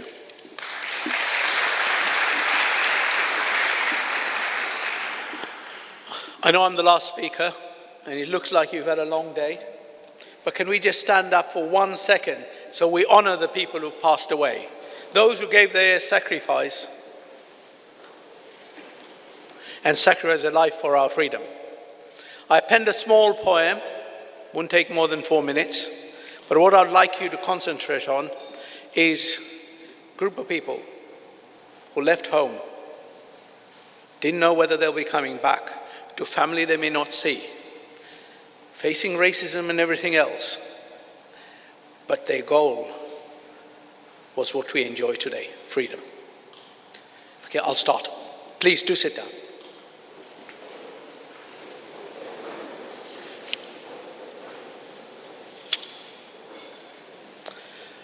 From the lands of Asia, in Earth's far embrace, they came as one force from a distant place. India, Pakistan, Bangladesh is green, Sri Lanka, Nepal, Myanmar serene. Men of many tongues, faith strong and diverse, bond in the duty solemn and fierce. In foreign fields where shadows grew vast, they carried the dream of a future caste. Through deserts and jungles, in storms and flames, they fought not for glory, not fortune, nor fame, but to shelter the promise of freedom's reign, to shield coming lives from suffering's chain. A single purpose, a united bond, strength through their differences, stories retold of brothers in courage who shared the fight in the darkest of hours through day and night. They bled in the trenches, they fell in the rain, and rose as a memory cherished in pain. Yet here we stand, remembering all the sacrifices made at duty's call. So through monuments rise in Delhi, New Delhi's gates, in Kohima and in Italy. Yet still we await a memorial here in Britain's embrace, to honor their courage, to mark their place. For their sacrifices, their lives freely given, for a world without tyranny, their peace was driven. Yet their valor lies unmarked, unseen in Europe's lands, in fields once green. Today in the heart of Cambridge we gather in honor and silence. Together we tether to their legacy, etched in both heart and stone, reminding us all that we stand here not alone, with honored Mayor Baiju and esteemed guests. Each presence magnifies this solemn quest. Our gratitude extended to Mayor Pasquale from Castelluccio Valmaggiore. Enduring grace, we honor today with solemn regard every country represented that served hard and far. From India, from Pakistan, from Bangladesh, from Sri Lanka, Nepal, Myanmar too, standing here together, strong and tall. In unity we remember those who gave all, represented by those gathered in this hall. A legacy shared, a courage embraced across lands and borders in every place. These soldiers' deeds in lands foreign and wide show us the strength found in unity stride. From Kohima stones to Rome's distant shores, their memories endures in peace and war. In Cambridge we pledge to remember their fight, to build here a beacon, a fountain of light, a memorial that flows from each country's heart into a pool of freedom where all take part. So honored abroad in regions afar, in Britain and Europe, still faint are the stars of remembrance for these who journey so far, their legacy caught between memory's jars. Their presence a reminder of liberty's price, a testament to strength in unity goes. May this place we dream in their honor proclaim that peace is their legacy, unbroken by fame. Through ages to come, may we teach and retell how courage can lift from earth's darkest spell. For the road to peace, though steep and long, was laid by those who stood steadfast and strong. In their honor we vow, in memory deep, the human spirit resilience forever we keep. And so with each memory we kindle anew a torch of their courage to light our way through. Thank you very much.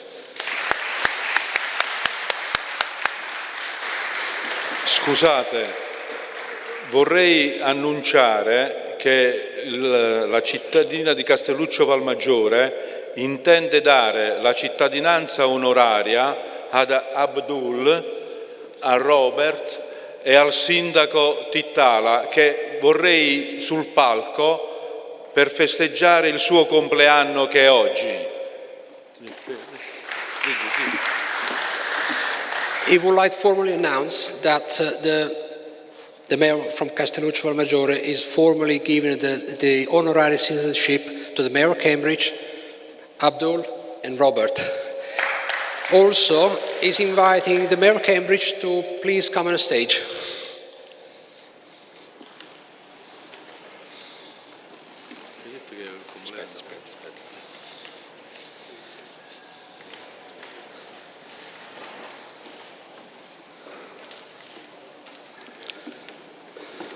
So, today is a very important day. We would like to celebrate the Mayor of Cambridge's birthday. Happy birthday!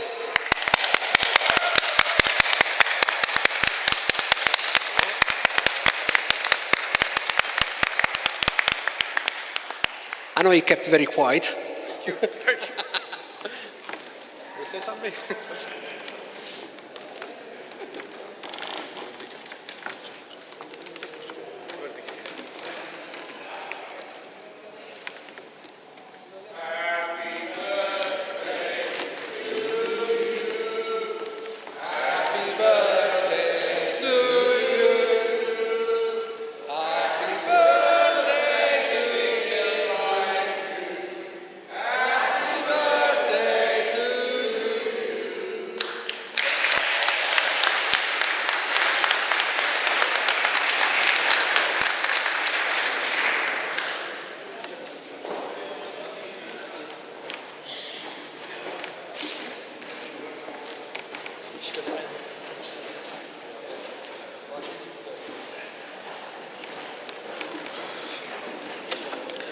Thank you very much for that wonderful surprise birthday wishes.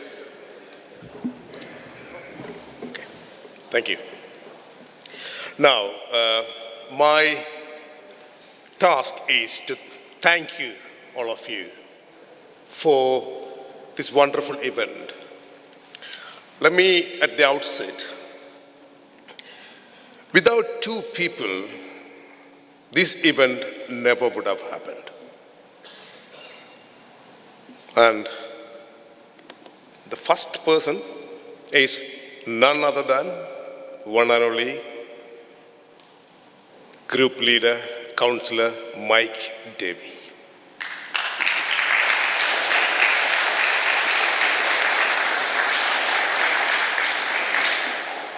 And the second person, none other than one and only mighty, powerful Robert.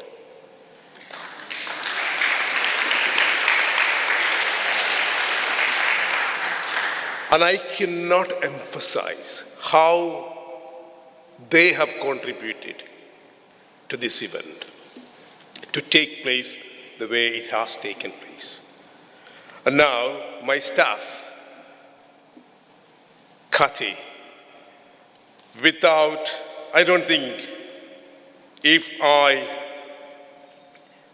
don't spend at least 5 to 10 minutes to just explain the hard work you have done. Even she sent me messages almost every now and then, even I am sitting in the courtroom, Kathy's message, Baiju, did you do this? Did you do this? And Mel Jones, these two staffs, they were the backbone of this event. Thank you very much.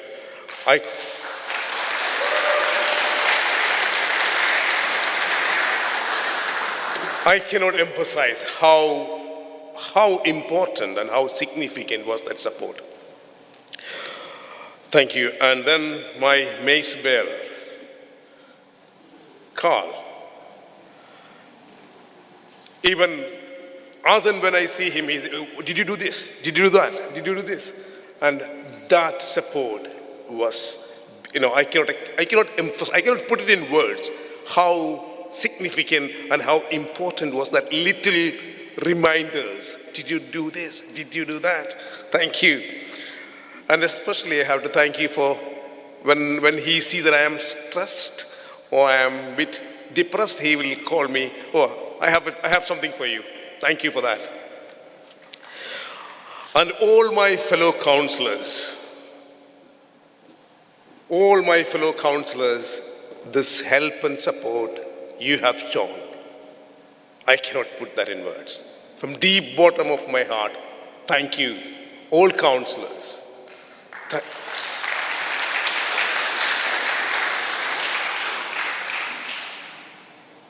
And now my family. For at least a week, I don't think I have been back home before midnight. At all time, and she was awake, and she won't sleep because I will say to her that I will be back in half an hour at 8 o'clock, but I'll only be back by midnight, so she will be keeping awake because he locked the key, end of the key. Thank you for that support. And of course, my children, Alphonse, who spent almost 3-4 days continuously preparing his speech. And of course, Reverend Ed. Thank you very much for the way in which the service is conducted.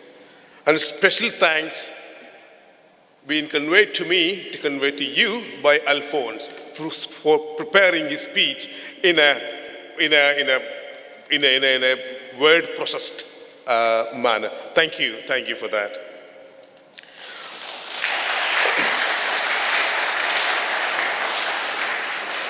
And all ambassadors and all those who have joined us today to celebrate this, celebrate the event, celebrate the sacrifice and commemorate those people who gave everything for this war efforts. And my friend from Italy, where is he? Has he gone? Thank you very much. Thank you very much. He himself was in hospital last few days, and he voluntarily discharged himself, and he made it today just to show his solidarity to this event and the process that we are commemorating the fallen heroes of Indian soldiers. And thank you very much. Thank you.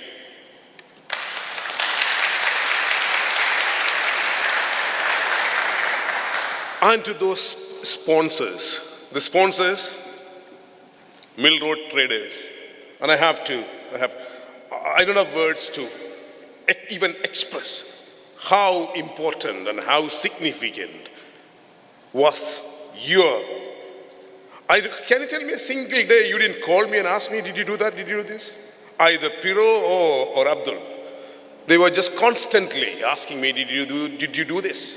Because they were very keen to get this in a very successful manner. And thank you very much for all the help and support, Mill Road Traders. Thank you.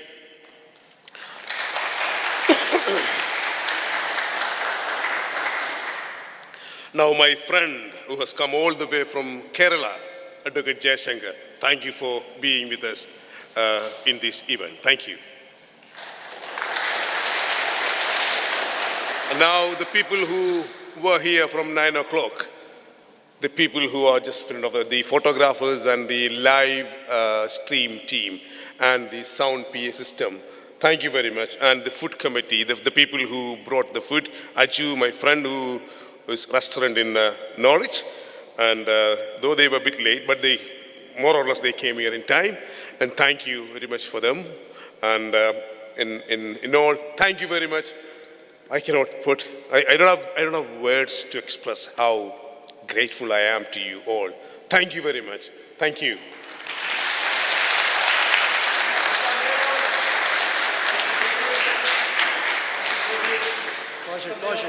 Baju. Mr. Mayor.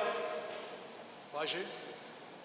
Mr. Mayor, first I take the opportunity on behalf of our WWI Commission for arranging this wonderful event. To you, Mr. Mayor, your councillors, all the staffs who arranged this wonderful event to honor Indian soldiers as well as Bangladeshi soldiers. I told in my speech that our national poet Kazi Nazrul Islam participated in the First World War with a view to establish a disparity-free world.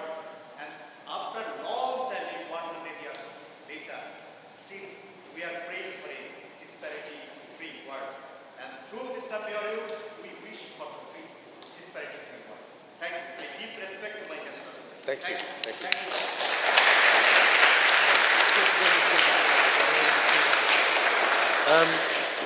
It is time to conclude. I've only got two thank yous to make. One's to Cathy Brown. Without her, this wouldn't have happened. And,